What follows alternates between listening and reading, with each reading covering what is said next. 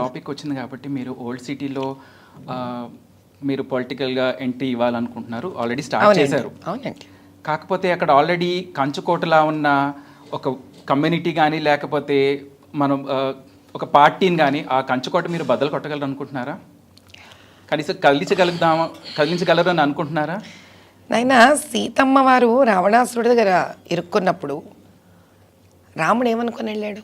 ఆయన మానవుడు కాబట్టి, నేను ఆయన దేవుడిగా నేను ఏది ఒక ఉదాహరణ ఇవ్వట్లే మీకు. ఆయన అప్పుడు మానవ జన్మనే కదా ఆయనది. ఆయనకు తెలియదు కదా ఆయన ఎవరిని చంపగలుగుతారు, ఎవరిని చంపలేరని. వెళ్ళేటప్పుడు రావణాసుడిని నేను చంపుతానా, చంపలేనా, నేను యుద్ధం గెలుస్తానా, గెలవలేనా, విభీషణుడికి పట్టాభిషేకం చేస్తానా, చెయ్యనా అని వెళ్ళలే. సీతాన్వేషణ కోసం వెళ్ళారు. ఒకటి సీతాన్వేషణ ఫస్ట్ వెళ్ళినప్పుడు దొరికింది సీతమ్మ వారు ఎక్కడుంది. ఆ తర్వాత సీతా విముక్తి, నాది కూడా అక్కడ ఉన్న హైందవుల విముక్తి, నాది కూడా అక్కడ ఉన్న సర్వబాధితా విముక్తి. అంటే ఆ బాధితుల్లో ముస్లింలు కూడా ఉన్నారు. నేను చెప్పేస్తాను, అంత అవకాశం ఇవ్వను మీకు అసలు. అక్కడ బాధపడుతున్న, అణచబడి ఉన్న, ఒక స్వేచ్ఛ లేని హైందవులకు విముక్తి, బాధపడుతున్న, ఆర్థికంగా చితికిపోయిన, నిజంగానే ఏ పాపం ఎరగని ఒక పాಳು ముస్లింల విముక్తి. అందుకు నిర్ధారించిన యుద్ధం ఇది నాది. ఇప్పుడు దీనికి కంచుకోట బద్దలు కొట్టాల్సి వస్తుందా, బంగారు కోట బద్దలు కొట్టాల్సి వస్తుందా, ఏది బద్దలు కొట్టవలసి వస్తే అది బద్దలు కొట్టాల్సిందే. దాన్ని చూసి భయపడే మాట అయితే డంకానే ఎందుకు మ్రోగిస్తాం? కరెక్ట్. అలాగే ప్రభుత్వాలు మారినాయి కూడా, ఎన్నో రకాల గవర్నమెంట్లు మారిపోయినాయి. సంవత్సరాల కొద్దీ మనం హైదరాబాద్ చూస్తే ప్రతి చోట డ్రాస్టిక్ చేంజ్ డెవలప్మెంట్స్ అని, కానీ ఓల్డ్ సిటీ మాత్రం ఎక్కడ వదిలేసిందో అక్కడే ఉంది, ఎక్కడ వేసిన గొంగళి అక్కడే. ఇక మీదట కూడా మారదేమో అన్నట్టుగా ఒక భావన కలిగిపోయింది మనకి. అది మనం చేంజ్ తీసుకురాగలుగుతామా? మళ్ళీ మీకు అదే, ఇప్పుడున్న ప్రభుత్వాలు అక్కడ ఎందుకు ఫోకస్ చేయట్లేదు, అక్కడ అసలు చేంజ్ ఎందుకు రావట్లేదు? అంటే ప్రభుత్వం అనుకోవాలా, లేకపోతే అక్కడ ఉన్న ఎన్నుకోబడ్డ నాయకులు ప్రమేయం మూలంగా వాళ్ళు? ప్రభుత్వం అంటే నాయకులు కదమ్మా. ఇప్పుడు ప్రభుత్వం అంటే ఏంటి? ప్రభుత్వం అంటే అదొక ప్రాణమున్న వస్తువు కాదు కదా. ప్రభుత్వం అంటే ఏంటి?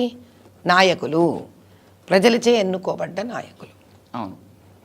ఇప్పుడు ఏమవుతుంది అంటే ఆ ప్రాంతము మారకపోవడానికి కారణం ప్రభుత్వమా అని మీరు నన్ను ప్రశ్నించారనుకోండి, ప్రభుత్వం కూడా అంటా నేను, లేదా ప్రభుత్వం మాత్రమే అని కూడా అంటా నేను. దేనికంటే ప్రజలు ఎవరు ఎన్నుకుంటున్నారు అనేది పక్కన పెడదాం. అక్కడ సపోజ్ ముస్లిమ్సే ఎన్నుకున్నారు అనుకుందాం, హిందువులు ఎవరు వెళ్ళలా, ఓటేయలేదు, వాళ్ళు ఇంట్లోంచి కదలట్లేదు, వాళ్ళ కారణాలు వాళ్ళకున్నాయి. ఎందుకంటే వాళ్ళకి తగ్గ, వాళ్ళకి నమ్మకాన్ని ఇచ్చి నిలబడ్డే నాయకుడు వాళ్ళకి ఈరోజు దాకా కనిపించకపోవడం. మరి ముస్లింకు కనిపించే నాయకుడు ఉన్నాడు అనుకుందాం, ఆప్షన్స్ లేవు. మనం అందరం ఆలోచించాలి. ఇంకొక కోణం ఉంది ఇక్కడ. ఎవరెంచుకున్నా అతని ఈ దేశంలో ఎన్నుకోబడ్డ నాయకుడే కదా. ఇది మీ రిలీజియస్ కంట్రీ కాదు కదా. అదే కదా వాళ్ళు నొక్కి అక్కడి నుంచి సెక్యులర్ వీళ్ళు ఎంచుకున్న నాయకుడు ఏమంటుంటాడు ప్రతిసారి?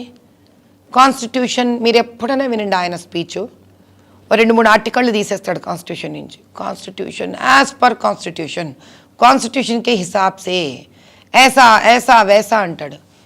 మరి कौन से कॉन्स्टिट्यूशन के हिसाब से वहाँ पे सभी को तो अच्छा होना चाहिए था ना. అందరూ బాగుండాల్సింది కదా, అక్కడ పురోగతి అందాల్సింది కదా. ఎవరించుకుంటే ఎందుకు అతన్ని? అతను ఎంచుకోబడ్డాడు కదా. 50 ఏళ్ళగా అతనికి డెమోక్రటిక్ కంట్రీలో సమాధానం చెప్పాల్సిన బాధ్యత ఉంది కదా. ఎందుకు జరగట్లేదు మరి? సరే, 7 నియోజకవర్గాలు అంటే మనకి ఇదేంటి గోషామేల్ కాకుండా నాంపల్లితో అసెంబ్లీలో ఆయన, అసెంబ్లీ ఎమ్మెల్యేలు కూడా ఆయన ఆధ్వర్యంలో ఉన్నవాళ్లే కదా. ఎందుకు అభివృద్ధి చెందట్లేదు? కాబట్టి ఈ ప్రశ్న మీరు నాతో కన్నా అభివృద్ధి చేయని వాళ్ళని పిలిపించి ఒకసారి వేయండి. కానీ ప్రజలు దీన్ని ఎలా యాక్సెప్ట్ చేస్తున్నారు? అందుకే మీకు మళ్ళీ చెప్పాల్సిన విషయం ఇక్కడ అదే ఉంది. ప్రజలు అంటే అక్కడ ఒక వర్గం వారే, ఒక వర్గంలో ఒక చిన్న పాళ్ళు ఆయన ఎంచుకుంటున్నారు. వర్గంలో అందరూ ఎంచుకోవట్లేదు అతన్ని. అది కూడా మనం ఆలోచించాలి. అందుకే కదా అక్కడ ఆ ఓటర్ నమోదు శాతం కూడా చాలా తక్కువగా ఉంటుంది. కాబట్టి మనం తెలుసుకోవాల్సింది లేదా లేకపోతే వాళ్ళకి ఎడ్యుకేట్ చేసేవాళ్ళు లేక అలా జరుగుతుంది. అలా కాదమ్మా, ఇప్పుడు గ్రామాలు ఉన్నాయి, గ్రామాల్లో కూడా ఏం పెద్ద ఎడ్యుకేషన్ ఉంటుంది నాన్న, వాళ్ళు కూడా ఎంచుకుంటున్నారు కదా. సామాజిక చైతన్యం అంతే కదా. ఈరోజు 2024 ఈ సంవత్సరంలో మీ ఉద్దేశం ఏంటి? ఓటు హక్కు అంటే ఏంటో అర్థం కాక కొట్టుకుంటున్నారు అనుకుంటున్నారా మీరు? ఉన్నారు, మన వాళ్ళల్లో లేరు, అంటే హిందువులలో లేరు, పాప ఇంకా ముస్లింలలోనే చాలామంది ఓటు హక్కు వినియోగించుకోవాలి అని అవసరం తెలియని వాళ్ళు బోడు మంది ఉన్నారు. అది వినియోగించుకోవచ్చు అని తెలిసి కూడా ఎందుకు వచ్చిన గొడవ అబ్బా, మళ్ళీ ఎవరిని వీళ్ళనే కదా ఎంచుకోవాల్సిందే భయపడి ఉన్నవాళ్ళు ఉన్నారు. దాని లోతుపాతులు చాలామందికి తెలియవు అక్కడ. విషయం ఏమిటి అని అంటే, వాళ్ళు ఎలా తయారయ్యారంటే వీళ్ళని ఎదిరించే వాళ్ళు లేరు. ఓపెన్గా చెప్తున్నాను, ఈ వ్యక్తిని ఎదిరించే వాళ్ళు లేరు. ఎదిరించాలంటే అందరూ భయపడతారు. వీటికి ఢీ ఇచ్చి నిలదగ్గ నాయకులు ఎవరూ రావట్లేదు. ఆ రోజు వస్తే వాళ్ళకి వేద్దామనే ఉద్దేశం ఉంది, కానీ 50 ఏళ్ళగా ఎదురు చూస్తున్నారు వాళ్ళు. ఆశ్చర్యంగా ఉంది కదా. బద్దంబాల్ రెడ్డి గారు చాలా ఫైట్ చేశారు. ఒక రకంగా చెప్పాలంటే ఢీకొని వాళ్ళకి నిలబడ్డ వాళ్ళలో ఆయన ఒకరు, కానీ వారి తర్వాత అసలు ఆ దిక్కు కూడా లేదు ఆ ప్రాంతానికి.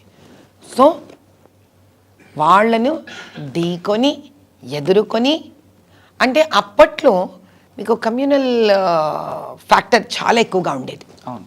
కానీ ఈరోజు 50 ఏళ్ళగా ఆ పాత బస్తీ దిక్కు దివాణా లేకుండా భయంకరంగా, అసలు నాగరికత తెలిసిన వాడెవరైనా కూడా, కొంచెం ఆధునిక ప్రపంచం చూసిన వాళ్ళు ఎవరైనా కూడా, అంటే డెవలప్మెంట్, ఆధునిక ప్రపంచం అంటే డెవలప్మెంట్, ఇటు పక్క కొత్త బస్తీ, కొత్త సిటీ అంతే వేగంగా డెవలప్మెంట్ అవుతుంది. అది చూసి అలా బతకాలను కోరుకున్న వాళ్ళు ప్రతి ఒక్కరికి ఈరోజు తమను తాను ప్రశ్నించుకొని చివుక్కుమని ఫీల్ అయ్యే మానసిక స్థితి ఈరోజు ఉంది వాళ్ళల్లో.